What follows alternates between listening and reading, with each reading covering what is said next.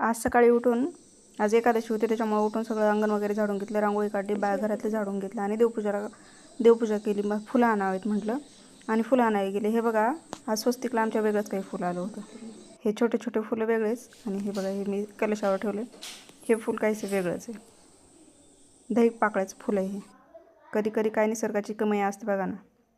सगळा देवपूजा वगैरे झाल्याच्यानंतर स्वयंपाक करायला लागले. प्राजक्ता म्हटली आज मला वरण करायचं आहे, त्याच्यामुळे प्राजक्ताला सगळं वाटण वगैरे करून दिलं मी आणि जवळ थांबले तिच्या आणि तिला सांगितलं असं करायचं ते.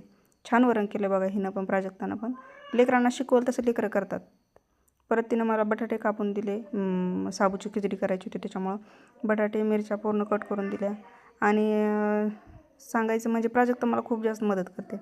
तिनं बटाटे कापत असताना बाहेर उंटवाला आला होता, त्याच्यामुळे लेकरांचा नाद बाहेर उठून गेली आणि बाहेरचं शूट घेतलं तिनं.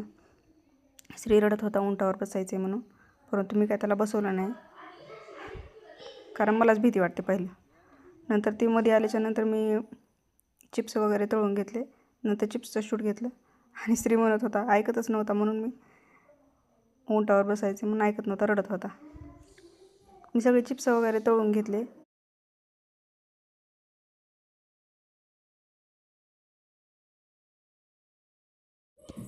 आणि चिप्स तळून घेत होते आणि बघा सगळे लेकरं एकीकडं काही ना काही करू लागतात आणि ह्या मॅडम एकीकडंच असतात. त्यांचं काहीतरी वेगळं चालू असते, खाणं पिणं मस्त बसणं, त्या काही करू लागत नाहीत आम्हाला. त्याच्यामुळे नंतर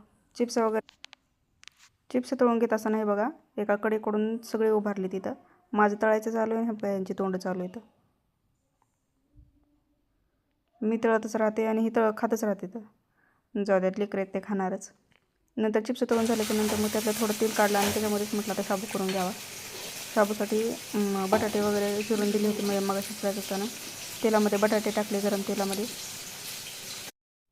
गरम तेलामध्ये बटाटे टाकले आणि शिजूपर्यंत श्री म्हणत होता त्याला शाबूची खीर खायची म्हणून थोडासा वाटीभर शाबू त्याच्यासाठी काढला खिरीसाठी. आणि नंतर ह्या शाबूमध्ये कूट आणि आपलं मीठ मिक्स करून घेतलं, म्हणजे कसा मोकळा होतो शाबू.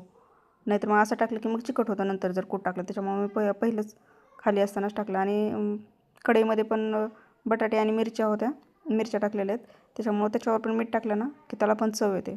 त्याच्यामुळं कढईत पण थोडंसं मीठ टाकून घेतलं आणि मस्त खालचा पण शाबू व्यवस्थित हलवून घेतला कूट टाकून.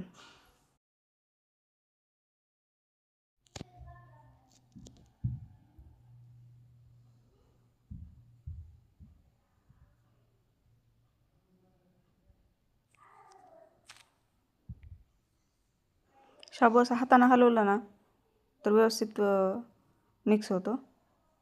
त्याच्यामुळे मी हाताने कूट टाकून हलवून घेतला शाबू. आणि बटाटे व्यवस्थित शिजलेत का ते बघायचं आपल्या ह्यानं उलटण्यानं किंवा कशानं दाबून.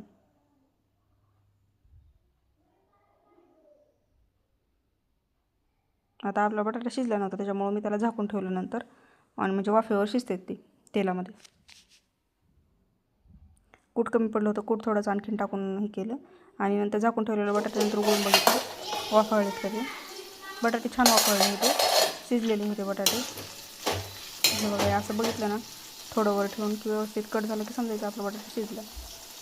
त्याच्यानंतर मध्ये शाबू टाकून घेतला आणि व्यवस्थित हलवून घेतला.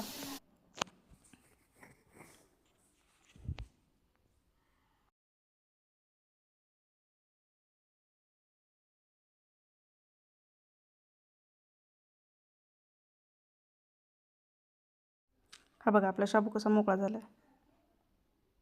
असं पहिलं कूट टाकलं की असं मोकळा फट शाबू होतो. आता नंतर ही कढई उतरून ठेवली आणि लगेच श्रीला खीर केली. त्यामुळे दूध टाकलं थोडंसं आपलं त्या वाटीभर शाबूपुरतं. आणि दुधाला उकळी आली की व्यवस्थित मध्ये साखर वगैरे टाकून शाबू टाकून घेतला आणि व्यवस्थित हलवून घेतला.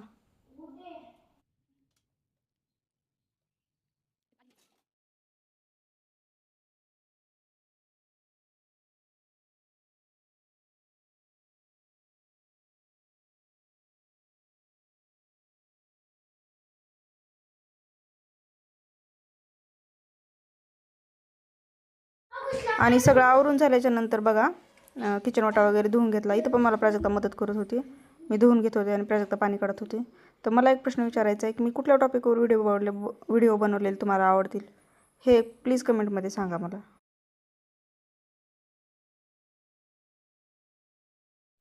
आणि बघा आवरून झाल्याच्या नंतर वाटा वगैरे साफ करून घेतला आणि थोडेच भांडे होते, पहिले घासून ठेवले होते भांडे. त्याच्यानंतर सगळे भांडे वगैरे घासून घेतले, बेसिन वगैरे घासून घेतलं, धुवून घेतलं आणि प्राजक्ताने पाणी काढलं. तर आज पुरतं एवढंच. व्हिडिओ आवडला असेल तर चॅनलला सबस्क्राईब करा. बाय.